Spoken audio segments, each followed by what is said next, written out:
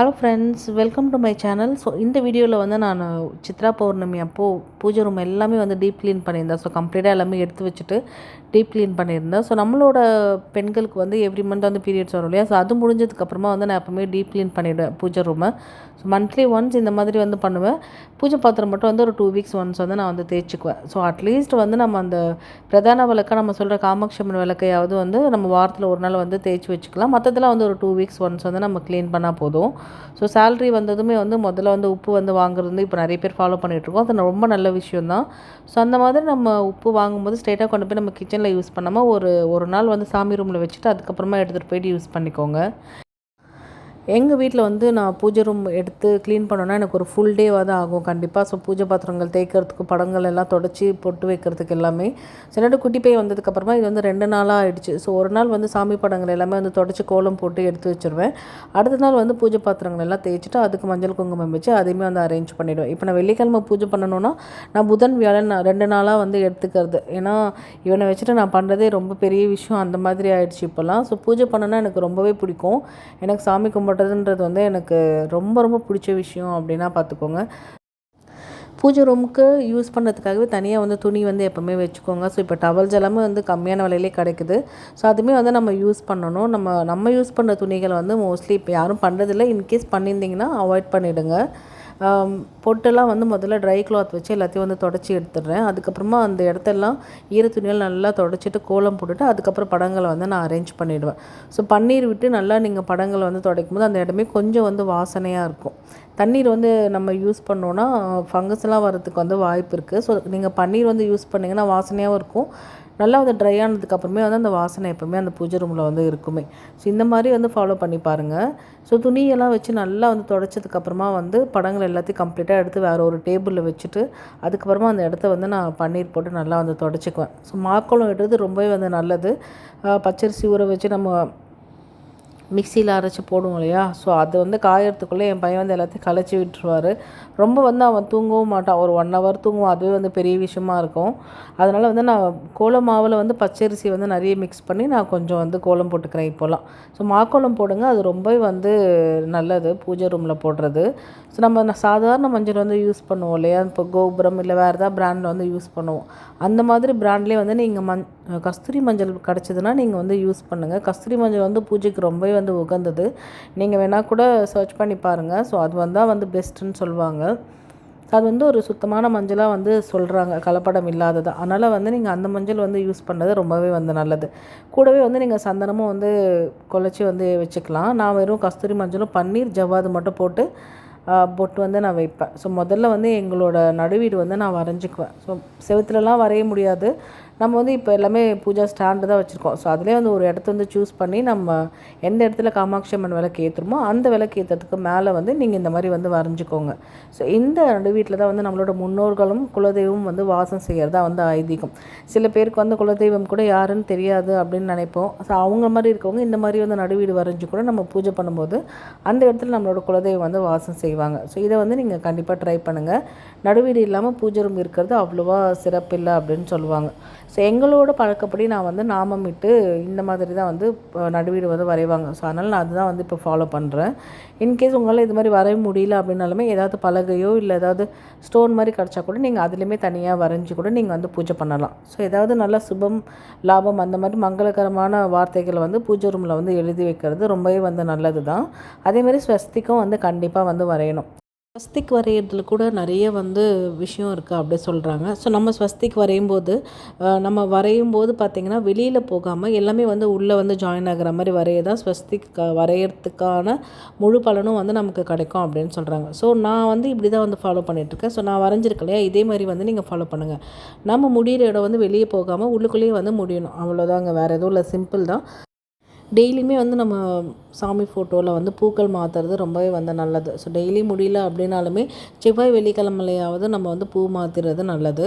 So பழைய பூக்களையாவது முடிஞ்ச அளவுக்கு வந்து சாமி ஃபோட்டோவில் வைக்காமல் நம்ம அவாய்ட் பண்ணிடணும். அது வந்து நமக்கு நிறைய நெகட்டிவிட்டிஸை வந்து கொடுக்கும் அப்படி சொல்கிறாங்க.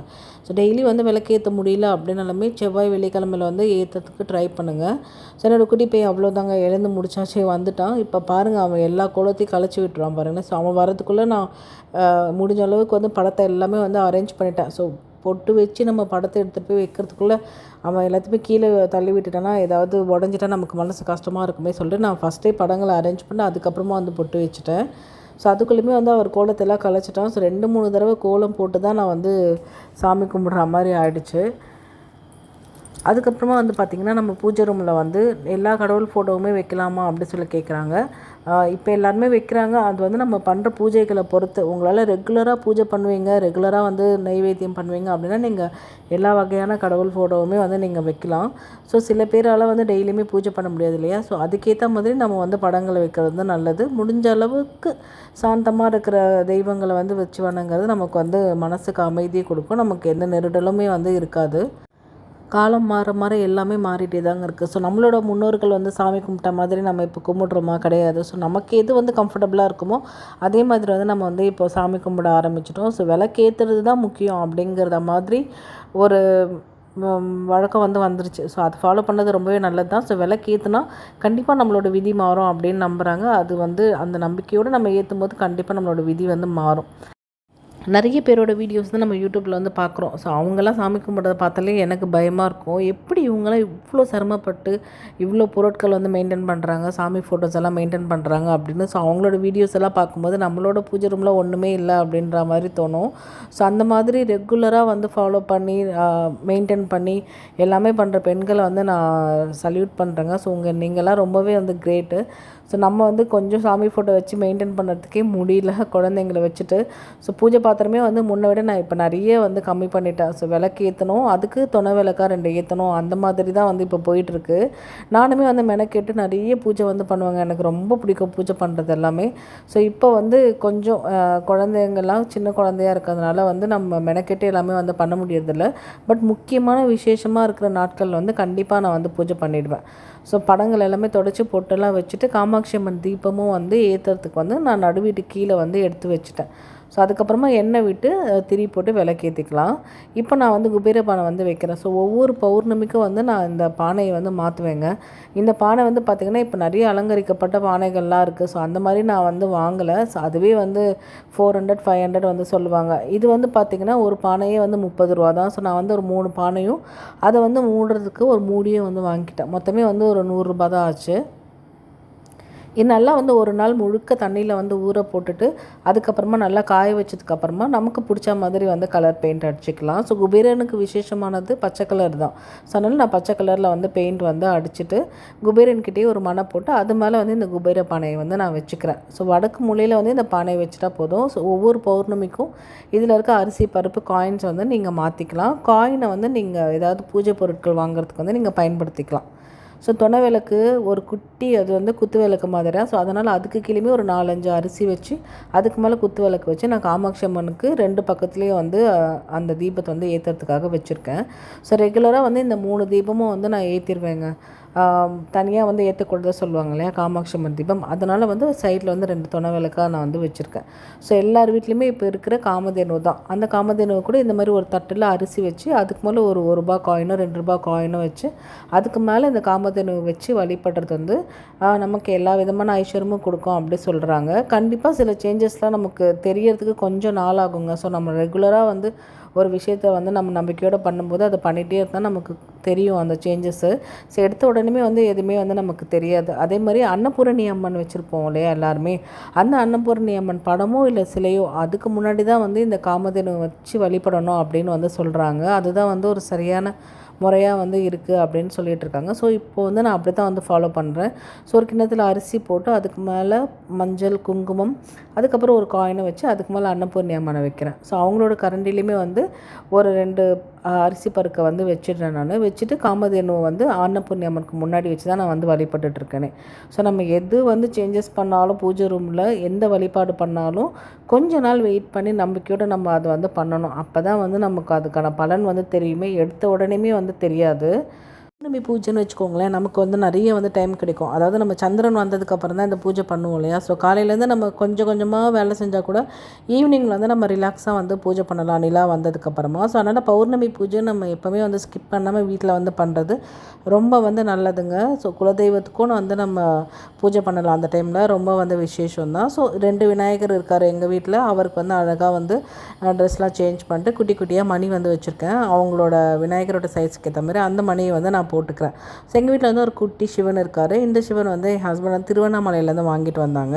ஸோ சிவன் வச்சுருக்கும் போது அவரோட அதாவது ஒரு வில்வ இலையிலையோ இல்லையோ விபூதிலேயோ வந்து அவர் வச்சுருக்கிறது வந்து ரொம்பவே வந்து நல்லது. அதேமாரி இப்போ எல்லாருமே வந்து குலதெய்வ பானை வந்து வச்சுருக்கோம். அதாவது தண்ணி வச்சுருக்கோம், குலதெய்வ சொம்பில் தண்ணி ஊற்றி வைக்கிறோம். ஸோ அதுவுமே வந்து ஃபாலோ பண்ணுங்கள். அதுவும் ரொம்பவே வந்து நல்லது தான். ஸோ ஒவ்வொரு வெள்ளிக்கிழமையும் நான் இந்த பானையில் இருக்க தண்ணியை வந்து செடியில் ஊற்றிட்டு புதுசாக வந்து தண்ணி வந்து மாற்றிக்குவேன். இது வந்து டெய்லியுமே மாற்றலாம், ரொம்ப நல்லது. என்னால் டெய்லியும் வந்து மாற்ற முடியாது. அதனால் நான் வந்து வாரத்தில் ஒரு நாள் மட்டும் மாற்றிக்கிறேன். உங்களோட குலதெய்வம் ஆண் குலதெய்வமாக இருக்கும் பட்சத்தில் நீங்கள் வந்து கொஞ்சமாக வந்து விபூதி வந்து அதில் வந்து சேர்த்துக்கோங்க. அதே மாதிரி ஒவ்வொரு வெள்ளிக்கிழமையும் வந்து நீங்கள் வந்து குபேர விளக்கில் நல்லெண்ணெய் விட்டு தாமரைத்தண்டு திரி போட்டு நீங்கள் விளக்கேற்றுறது உங்களுக்கு நல்ல ஒரு ஃபினான்ஷியலாக இருக்கிற பிரச்சனைகள்லாம் வந்து தீரும் அப்படி சொல்கிறாங்க. ஸோ நான் அதை வந்து இந்த வீடியோவில் காட்ட வந்து மறந்துட்டேன், சாரிங்க. அந்த திரி போட்டு எப்படி தீபம் ஏற்றணுன்றது கண்டிப்பாக நான் உங்களுக்கு ஒரு ஷார்ட்ஸில் வந்து நான் உங்களுக்கு காட்டுறேன் நான். அதே மாதிரியே வந்து சுத்தமான நல்லெண்ணெயை வந்து நம்ம வந்து பயன்படுத்தணுங்க நம்மளோட பூஜை ரூமுக்கு. கலந்த எண்ணெயெல்லாம் வந்து மோஸ்ட்லி அவாய்ட் பண்ணிவிடுங்க.